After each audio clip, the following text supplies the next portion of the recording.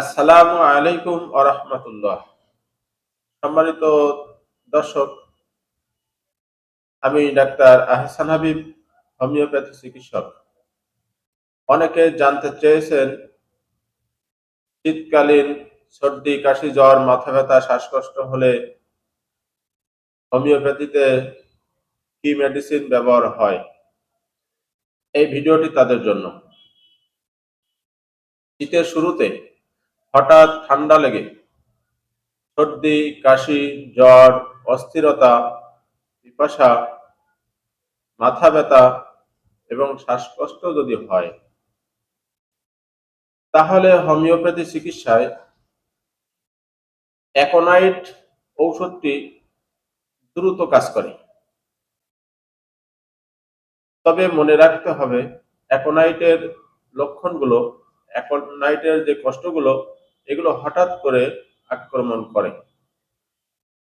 আপনাদের অ্যাকোনাইট ঔষধটি প্রত্যেকের বাসায় 30 শক্তিতে রাখা উচিত।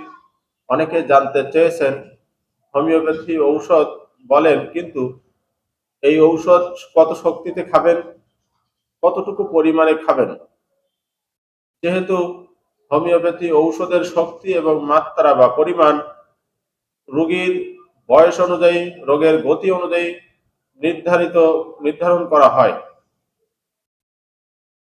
যেহেতু আপনারা প্রত্যেকটা ঔষধ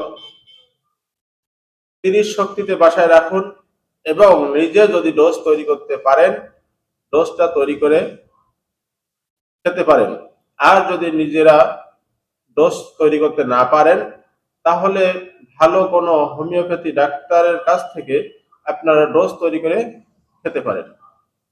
তাতে আপনারা দ্রুত উপকার পাবেন ইনশাআল্লাহ। নিজের চিকিৎসা নিজে করুন, হোমিওপ্যাথি মেডিসিন ঘরে রাখুন। ধন্যবাদ।